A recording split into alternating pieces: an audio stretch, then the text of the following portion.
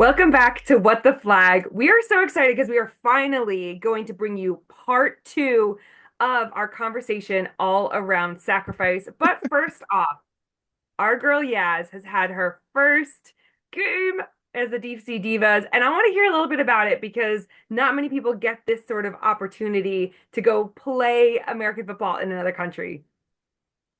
It was a lot to not very much, no?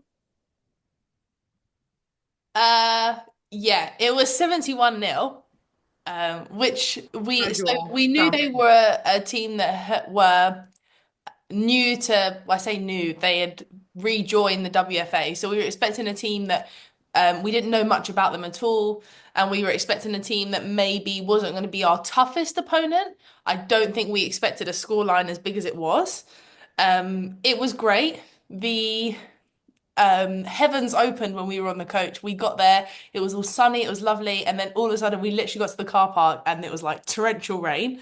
I was like, absolutely not, I'm not playing in this. And then they were like, I think we're playing on a grass field. I said, absolutely not, I'm not playing in grass and in rain. I didn't Like leave the home. UK.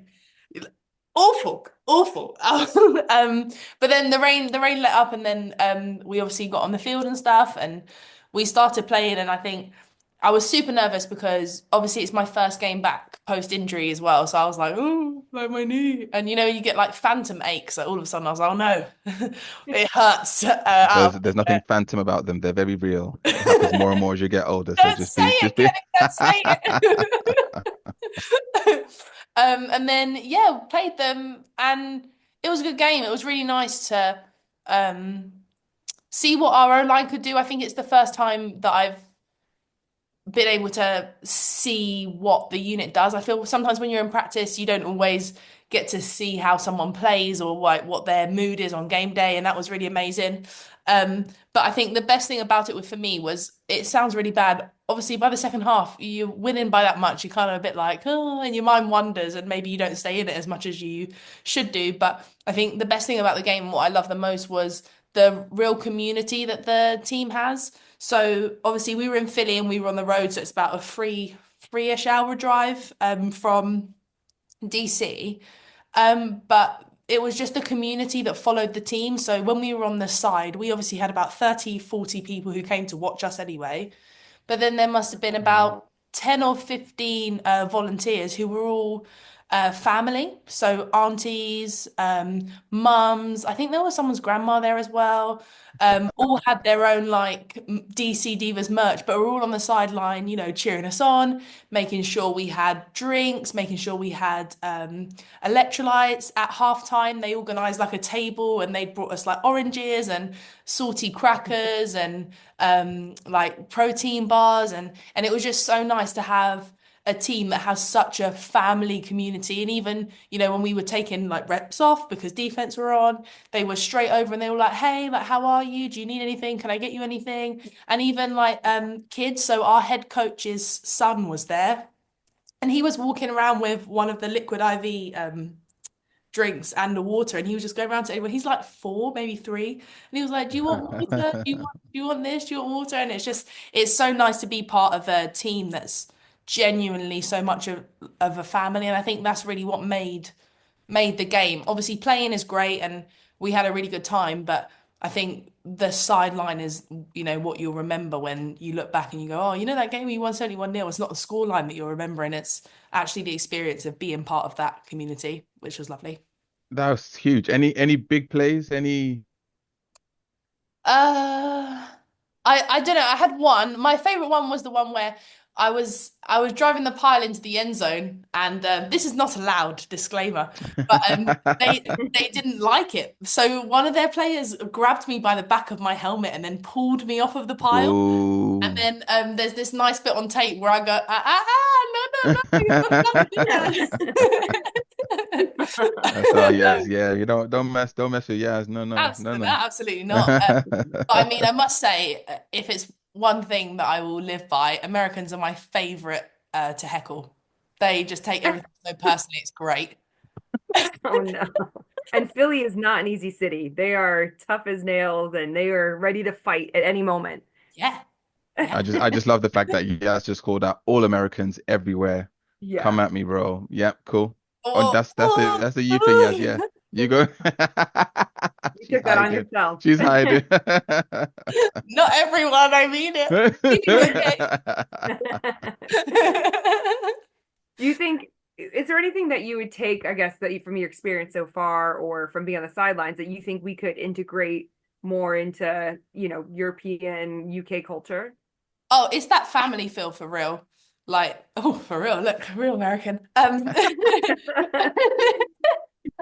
But I don't know how they've done it or like what the process in which has made it that way, but just the fact that everyone just feels so welcome. I think if every team had, 5 or 6 volunteers from someone's family that were willing to sort of, travel and support a team in that way, I think it just makes such a difference. You just feel like you're always like at home or at a home game. It makes everything so much easier because then it's less on the players. There's nothing worse than, that panic when someone needs water and, someone's dying on the sideline because they don't know where the bottles are. And, you're shouting at 30 players who are going, "Ugh," and just like running around in circles because they don't know what they're doing. It just makes everything feel a lot more calm because you don't have to think about it because someone else is, and they're happy to think about it as well.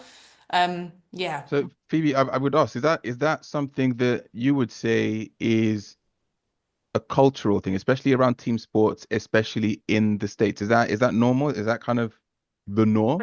100%. I mean, even when I was playing, gosh, lacrosse and basketball in high school, you have your Phoebe booster played club, basketball. There's you so have many stories point there, guard. man. Power forward. Um, and you look at kind of, we would have pasta parties every night before a game. You go to someone's house and they all, the parents cook and or order food in, whatever. So that was a huge part of it. You've got like the Booster Club, which is really your parents' kind of groups that support throughout the games. But even from a flag perspective, we see it firsthand. You go to games around the world, ultimately, whether we're talking about world championships, Euros, or in the States, families coming out and support. I mean, Texas Fury are always a great example of that. THT, I was just recently in Philadelphia as well with a girls' flag. I mean, the amount of parents that are there supporting, it's just part of it, and you want to get behind and support. I mean, even two of our closest friends, your friend Michael and his girlfriend Megan came out and supported us in Finland. They didn't go there for any other reason other than to support. And I think it means so much to those participating. And you want to represent your country. You want to cheer for your country. Imagine what LA 28 is going to look like with Yeah, the amount of supporters that come for flag. that'd be It's gonna incredible.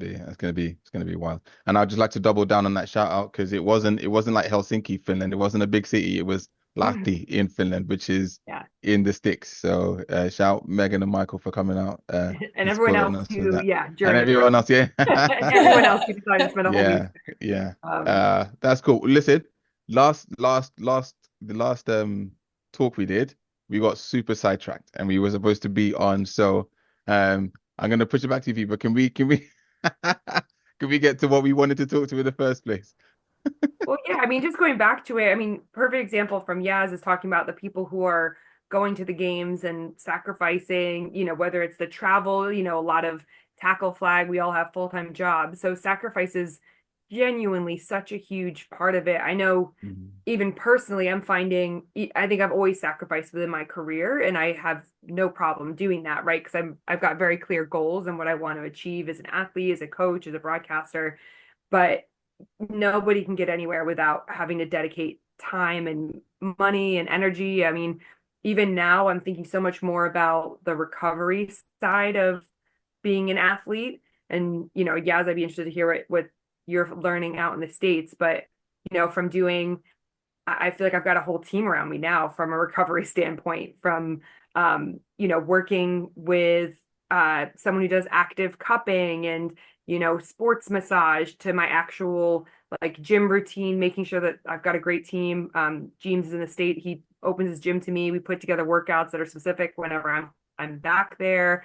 Area 51, who supports me in the UK in terms of giving me a gym and opportunity where I'm not having to necessarily pay, but I've got those great, chances to do that. To Hydro, who have those blood flow restriction shorts, which are just unbelievable. I mean, we have about synergy. We work with so many different companies, but they're all helping to in that recovery I'm journey. gonna just chime in super quick because I think it's so interesting to hear you say that from my recovery used to be a nice plate of jollof rice with some chicken and plantain and a bottle of super malt back in the day. But sorry, as you were going through, Phoebe, you said something, and I kind of want to take back to.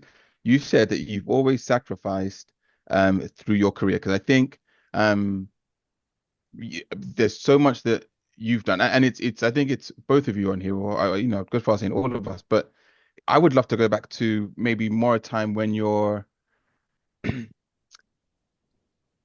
pre-Buffalo. Okay, so before you go to Buffalo as an intern, okay, before you're really a super well-known name in American football, what were you, what kind of things were you doing? What, because I think it's one thing to say, yeah, I sacrificed, but what does that really mean? What were you really giving up or doing that other people weren't doing? Yeah, and it's not a slight on anyone, it's just that was it's a statement of fact, you know?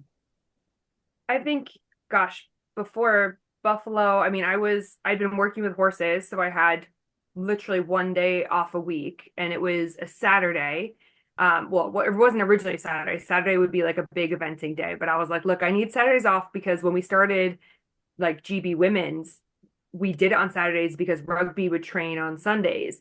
And so I was like, Saturdays are the one day that I need to have off in order to be able to drive myself around this country and do all this crazy stuff. Um, and so, like, when I left working with horses, a lot of that was so that I could start a whole new career path. And that's where I chose to go into personal training because I felt like I could help my teammates and, kind of create the schedule around American football. Um, I started So like you're a qualified PT? I am, yes. Oh, Yeah, add into the people mix. Oh, Specializing added to in the posture and yeah, did all of that. But I also at the time, and this is really how Kenny and I met, was I would volunteer at the like NFL Play 60. So Kenny would organize all of the community events whenever the NFL teams were over.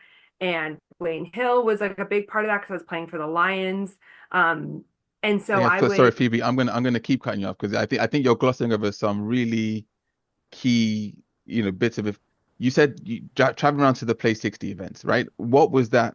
that's where I was Quite going. literally, what was that? What was that? Because I'm Man's like, it's not not giving like me they were. time out here, It's people. but I'm like, it's not like they were around the corner. You make it sound I'm so telling the simple. story. I'm gonna shut up. I'm gonna shut up. I Literally. apologize. Whose show is this? This is what the let her Kenny land, right Kenny, now. let her land. Exactly. Let me land my Circling, plane. circling, circling. No, no, I'm Literally. joking. So so like, and this is where like, and my whole life has been this, right? So like, this is all I know is work ethic. So, I've always worked since I was like 13 years old. Even when I went to university, I made my classes. So I would go to university from 7 to 9:30 a.m. I'd work 10 to 6 and then go back from 7 to 10 p.m. So I could work a full-time job and get my education in and then work on the weekends with horses. So I don't know days off, like, and that's definitely within my DNA and personality. But yeah, I would go. So I was doing PT work. So I would travel down on like a Friday to London to go do a Play 60 event in, I don't even know, the London Wasps. And from there, I would have to try and get back up to make my fitness class I was teaching at like 7 p.m. Most of the time, it was not, it was way too tight for my liking. But, you don't get compensated. You just do it. You do it to make the network, to do the right thing, to build on all of this. And, that's a big part of how I ended up at the NFL after is because I basically said to Kenny, like, look, I want to have your job one day. How do I make that happen? And that's pretty much how we ended up working together at NFL.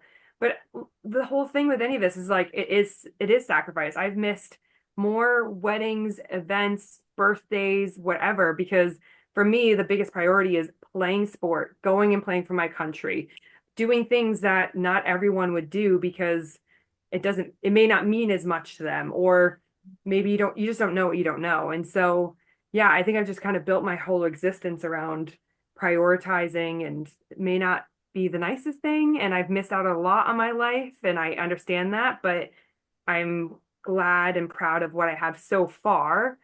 And I think that's only going to continue to grow and develop as I kind of push. Sorry. Yaz has a question. I'm not even letting explain anymore.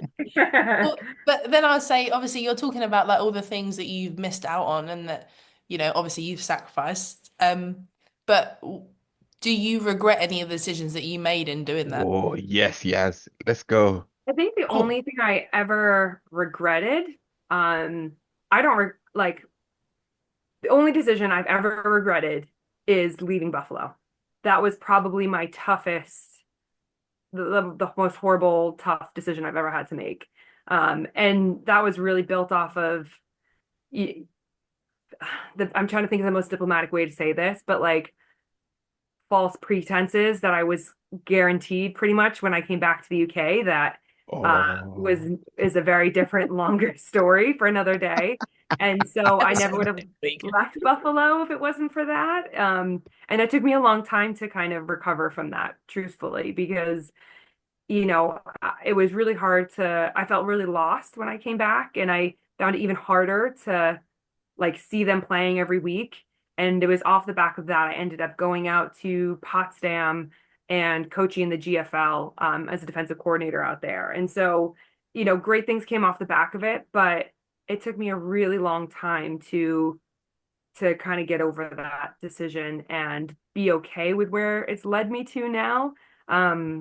But I just felt like that was my identity for so like that was who I was. I was a coach with the Bills or yeah, so I'd say that's definitely like I really don't regret anything else other than that, I would say.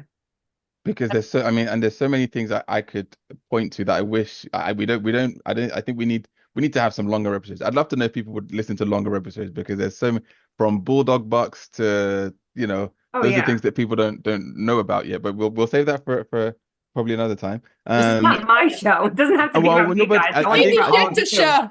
but Oh I think gosh. it's the fact that we should be because again, I think my whole thing is I believe there's a lot that people don't really realize or that a lot that people want to know, right? Because it's not, I think it's very easy to see Yaz now in DC, playing out there and playing, I know you're saying the first team it wasn't what you're expecting in terms of difficulty necessarily, but you're doing well and succeeding. It's easy to see Phoebe on Sky Sports on Sundays when the NFL is on and just think, oh, what? But I think people either want to know how you got there or don't always realize or some sort of combination.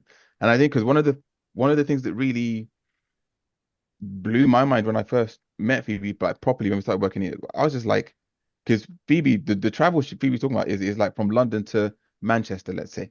That's like on a regular basis, up and down, in a car, not sitting on a train, not like driving up and down, up and down. And I'm like, I used to say it to, her way back when, like I don't think there's anyone in this country within American football that has as many road miles. And I would challenge anyone to let Agreed. us know that there's, any more than that. Um, but and here's my I'm going to try maybe potentially go a bit deep with this for a second. Ooh. Do you think so? It's one question, two parts. Part A: do you think you would be where you are now if not for the sacrifices? That's a gimme. I think that's an easy question. But part B is: do you think other people are not perhaps as advanced in their journeys because they are not willing to sacrifice? And that's the bigger question, I think. For me personally, I don't think I would be where I am if it wasn't for sacrifices that I've made. And I, Mm. I mean, heck, my whole journey started by moving to England by myself at 22 years old, right? Like, so, and I think for me, there's a lot of other kind of variables that play into your second question.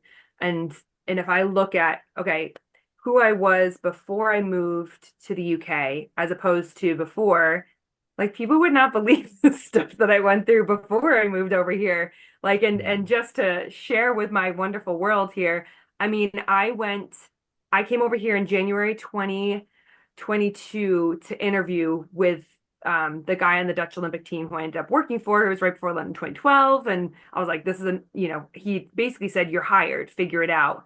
Like I really didn't intend to move over to the UK. It was just kind of doing right by my gran who said, you've got dual citizenship. You should really go see what your opportunities are. I went home and I was like, am I really gonna do this? Like, this is kind of crazy. My friends started to doubt me, and I thought, well, no, no, no, I can do this. Like, almost like despite them, not necessarily for the right reasons. I Name get and home shame. Name back. and shame.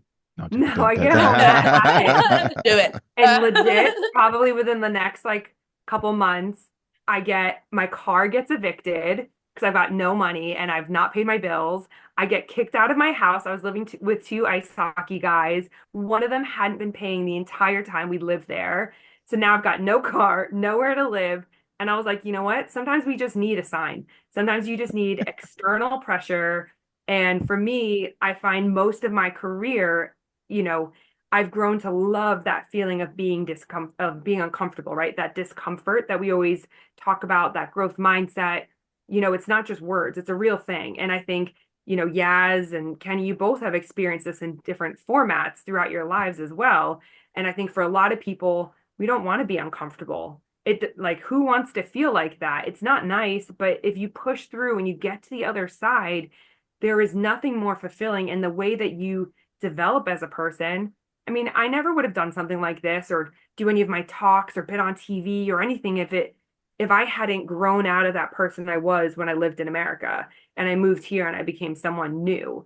I mean, how many people have been like, I would love to go to America and live there and play or coach, but then do it, right? And they have all these tools in front of them, but maybe they've got an excuse for, and of course, some of them are real excuses, right? They're real reasons that they've got Don't caveat. Don't responsibilities. caveat for them. But If you Kenny, want to you do went it, you out do to it. Finland, right? And Mm, that was your mm. first time leaving the UK on your own like that. I mean, it's as simple as like just do it, but it's as hard as just do it, right? But you've got to be willing to Bars. like challenge yourself. Absolute bars. It's as easy as just do it, but it's as hard as Just just do it. That's my quote of the day. Absolutely. Absolutely. And I think one of the things that really stands out to me is I look around now and I think especially where flag is concerned, we see there are a lot of people putting in a lot of work. But on that same topic, one of the things that worries me is I look around and I worry that people aren't developing as fast as they should be, or as quickly as they should be. And and that's what makes me wonder, is that because people are trying to go at a pace that they're comfortable with and kind of that random connection here, but there was a bit of kind of sprint training where they were like lean forward till you feel like you're going to fall over. Mhm. And that's where you want to be when you're sprint, like, because that's where you go quickest, when that you almost feel a bit out of control. And that's when the good things happen. And I think that's where I just feel like super. I'm taking a note from Yaz here. And I'm coming at everyone. I'm not really, but like as a coverall statement, it's just like I wonder if people are sacrificing, and or even if they know what that means. What does it mean to go like where you don't know genuinely, and go to those lengths and those depths, I and think really it's push yourself. like what someone like you would consider a sacrifice versus like, someone in a flag team that's only just started would consider a sacrifice. I think it's two different things. And I think, and not that I don't know if issue is the right word, but I think that's the issue. Like if people want to get to a certain level, how much are you willing to sacrifice? Because I think there's Mm. always that caveat where they're like, oh, maybe I'm not willing to sacrifice that, but then progress isn't always going to be made that way. So I guess you just have Yeah. to decide what sacrifice like means to you. Like, is it And is it that extra hour of sleep that you're not getting because you're going to the gym, or is it, that you're dropping everything and you're just moving to another country? Like, what is sacrifice to you? absolutely, and that's the because I mean, shout out my dad, but he used this phrase once where he was just like, you don't you don't really know the things you're sacrificing when you're sacrificing them, if that makes sense. You're just making decisions and trying to make the best of, right? But he said the you only really understand the heft, like the weight of a sacrifice with hindsight. You know, yes, everyone's been in situations where like I could do X or I could do Y, pros and cons. That's not really sad. That's just a decision, right? But for me, I'm just like, and this is the thing my dad said. My dad said it's when you have a bloody minded pursuit of something, you know, and that's quite a vivid picture for me where it's just like, come what may, I'm doing this thing, I'm getting it done. That's when you put yourself in a mode where actually then those sacrifices can come Mhm. off, but they're needed, and it's not nice, and it's not ideal. It's very uncomfortable, but that's the time when you're able to like push through and say, yeah, all right, this is actually hurting. It's hurting me. It's hurting those around me to some degree as well, potentially. You know, but there's a goal, there's a target, there's an aim, and you know, yeah, I think it's a cool thing. For And I sure. think to Yaz's point, sacrifice is going to look different for everybody Mm. completely, right? Because of, your situation but ultimately all three of us, everybody is just some of the decisions we make. We're all the same. It's just we've made these different choices that have led us to where we are. And I think it's important to remember as we're wrapping this up that for anybody who is listening to this, I guess to consider when thinking about sacrifice, like one, having a super clear goal of where you want to get to. I know I want to get to play in the world game. So therefore that helps me to direct my energy, or I knew I Of wanted to all the go. things you could have And chosen just there. and Yaz knew she wanted to go play in the States. So she did all these things. It's not easy for Yaz to leave her job, to A literally leave new her husband. husband, I know. to, I mean, it's not. But like, those are real sacrifices that you're making in order to Mhm. pursue your Mhm. dream. And so I think when you're listening back to this, I just hope that, there's this element of don't be afraid to fail. What's the worst thing that could happen, right? You don't, someone says no, or you don't get what you want. But I think very few people regret when they've dedicated themselves to something in the future. I saw Kenny giving a wave I wag just need to at us I because think we the do no, have to sorry, no, go. not a correction, just the other thing. I think an important bit of advice to that. 'Cause I don't want everyone to also think it's just like hell for leather, go, no, you don't care about anything. I think it's also important to have a red line, right? And know if there's a line that you're not willing to cross within yourself, right? Have that red line there and just know that, do you know what? This thing isn't worth crossing a particular, whatever that line may be for the individual. So I just wanted to drop that in there Nothing as a, illegal, guys. no, no, exactly. Thank you. And they're done that, got the t-shirt. Yes, we need a GIF. What? Wait, what? Sky Sports, did you hear that? Did you? Oh wow, Oh, we have it filmed on a confession. well, thank you all for tuning in again and listening to. We finally made it to part two, which may continue on to part three, part four, part five at this rate. As always, make sure to like, subscribe, ring the bell. And if there's anything that you want to hear about or chat to us about, please let us know. We are so excited, and we will see you next time on What the Flag. Peace. Bye.